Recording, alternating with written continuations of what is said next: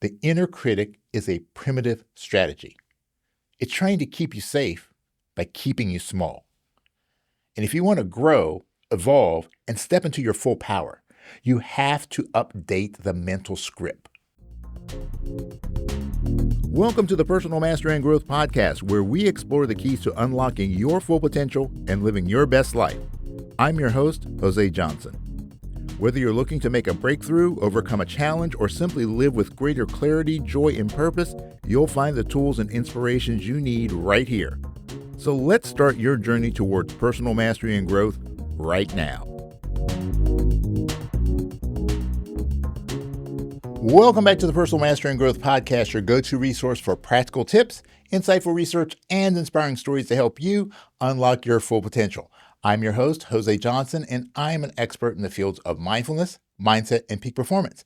And I am so glad to have you here with me today. And in today's episode, we are confronting a familiar but sneaky enemy, the inner critic, the voice in your head that always has something negative to say. Now, you know the one, the voice that whispers, "You're not ready. You always screw things up. Who do you think you are?" Well, here's the deal. That voice, it's lying. And today, we're going to learn how to recognize it, challenge it, and replace it with something far more powerful. Intentional self-talk that fuels growth, courage, and confidence. So let's get into it. The inner critic. Now, we all have one. But where does it come from? Your inner critic isn't some mystical force. It's a mental habit shaped by early experiences, protective instincts, and learned beliefs. Now, for many of us, the critical voice was originally installed as a form of self-protection. It tried to keep us safe by helping us to avoid embarrassment, rejection, or failure. Maybe a parent or teacher or coach pointed out every mistake that you made as a kid. Maybe you were praised only when you performed well. And maybe you learned that being hard on yourself was the key to staying motivated. Over time, that voice became internalized, an echo of past judgments playing on a loop. But here's the truth. The inner critic is a primitive strategy. It's trying to keep you safe by keeping you small. And if you want to grow, evolve, and step into your full power, you have to update the mental script.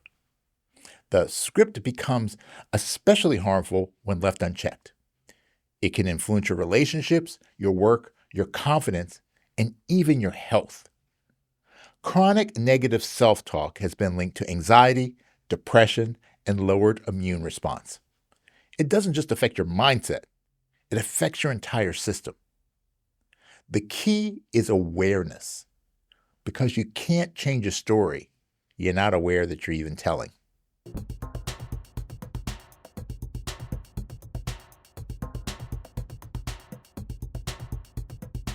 All right, so let's bring in the science. The words you say to yourself shape your neurochemistry, your emotional state, and your future behavior. Every time you repeat a thought, positive or negative, you're strengthening a neural pathway. That's neuroplasticity at work. Now, according to research from Dr. Ethan Cross at the University of Michigan, distant self-talk, speaking to yourself as if you're coaching a friend, can significantly reduce anxiety and increase performance under pressure. And studies published in the Journal of Cognitive Therapy show that negative self-talk increases cortisol levels, reduces confidence, and impairs problem-solving skills. So in other words, your inner dialogue is either working for you or against you every single day. Now, this is why elite athletes and top-performing executives and other high-resilience individuals consistently train their self-talk. They use it to reinforce identity, strengthen focus, and create emotional regulation. It's not woo, it's wiring. Now, there's also evidence that affirming your values can buffer the impact of criticism and setbacks. In a study from Psychological Science, participants who affirmed their personal values before receiving negative feedback showed less activity in the brain's stress centers. The takeaway? Self-talk can regulate your nervous system. and become a secret weapon for your mental resilience.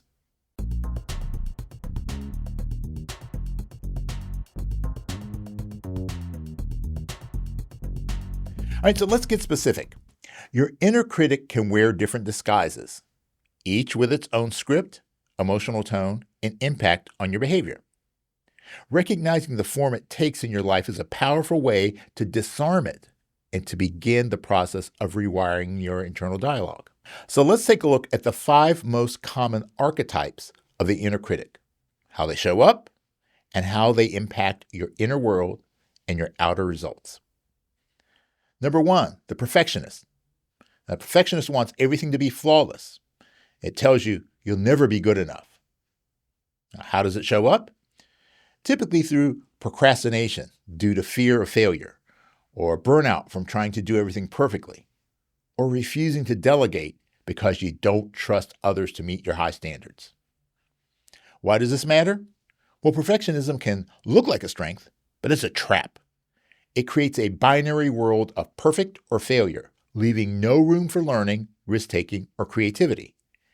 It prevents progress and creates chronic dissatisfaction.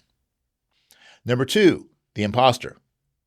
The imposter is convinced you're a fraud who's just one mistake away from being exposed. Now, how does it show up? Well, you attribute your success to luck. You discredit praise and obsess over minor flaws. You hold back from speaking up, applying for opportunities, or claiming your expertise. Now, why does this matter? This archetype thrives in high-achieving individuals and often prevents them from celebrating progress or owning their story. It fuels chronic anxiety and stalls growth by keeping you in a constant fear of being found out. Number 3, the taskmaster. The taskmaster drives you relentlessly. It believes that rest equals weakness. Now, how does it show up? Well, you feel guilty when taking breaks.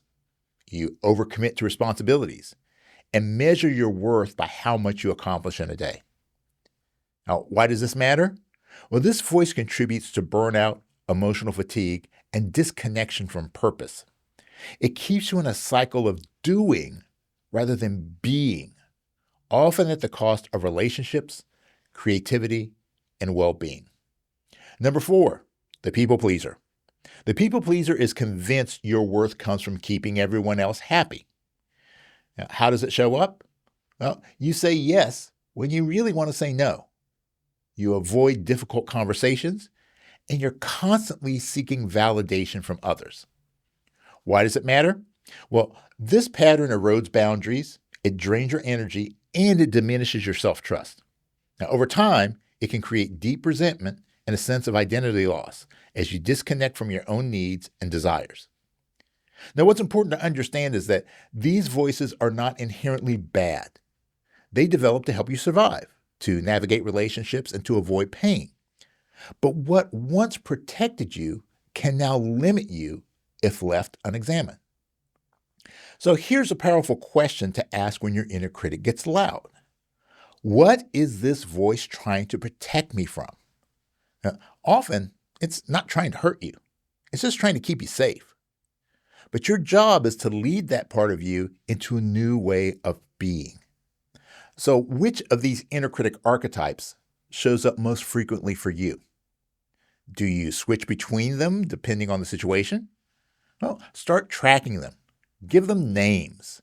Bring humor and curiosity to the process. Because once you can spot the voice, you can start to rewrite the script and reclaim your narrative. Hey, if you're enjoying this episode and you're ready to take your growth to the next level, check out my online course, The Mindset Makeover. It's a step-by-step system to help you identify the beliefs that are holding you back and replace them with the mindsets that you need to thrive. You'll get tools, guided exercises, and a clear path forward, whether you're stuck, starting over, or just ready to level up. Learn more and enroll now at josejohnson.com/mindset, because real change starts from the inside out.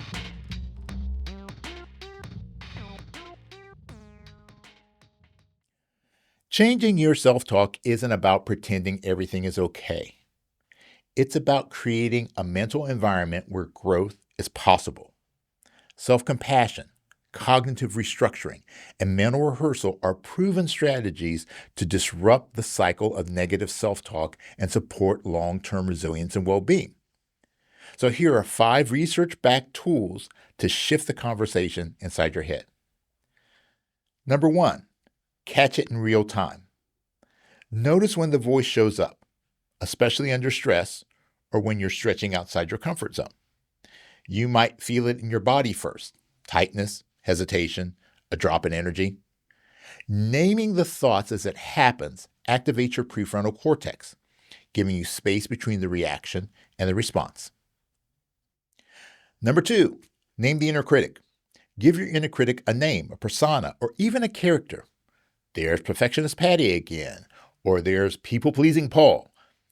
Research on psychological distancing suggests that creating a persona helps reduce emotional intensity, and it increases self-regulation.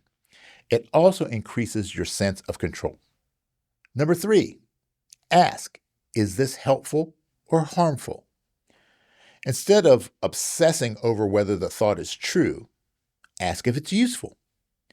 According to acceptance and commitment therapy, or ACT for short, shifting from a truth-seeking frame to a workability frame helps reduce experiential avoidance and creates psychological flexibility. If it doesn't support your values or move you forward, well, it's time to let it go. Number 4, flip the script. Take a thought like, I'm such a failure, and reframe it as, I'm still learning and every mistake helps me grow. Look, this isn't about toxic positivity. It's about balanced honesty. Cognitive behavioral therapy, or CBT, has shown that reframing automatic negative thoughts can significantly reduce depressive symptoms and increase adaptive behavior. Try using statements like, I've gotten through hard things before. Progress matters more than perfection. I can still figure this out, one step at a time. Number 5, use future self language. Start speaking as if you're already the person you're becoming. Now, this sends powerful signals to your brain about identity and capacity. Research on identity-based motivation shows that when people link their action to a desired identity, they're more likely to follow through on goals and make values-aligned decisions. Say things like, I'm someone who honors my limits. My future self will thank me for this boundary. I make empowered choices, even when it's uncomfortable. And here's a bonus tip. Use visualization and self-compassion practices. Try pairing your work with visualization. Picture yourself responding with calm, courage, and kindness. Visualizing success activates the same neural pathways as actual performance, reinforcing belief in your capabilities.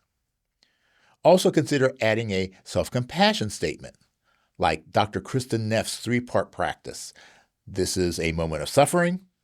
Suffering is a part of life. May I be kind to myself in this moment.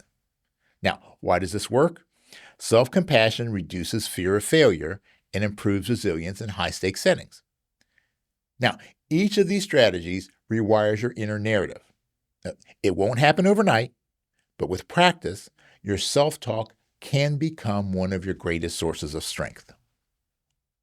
So here's your challenge. For the next 7 days, keep a running log of your self-talk. When you catch your inner critic, pause.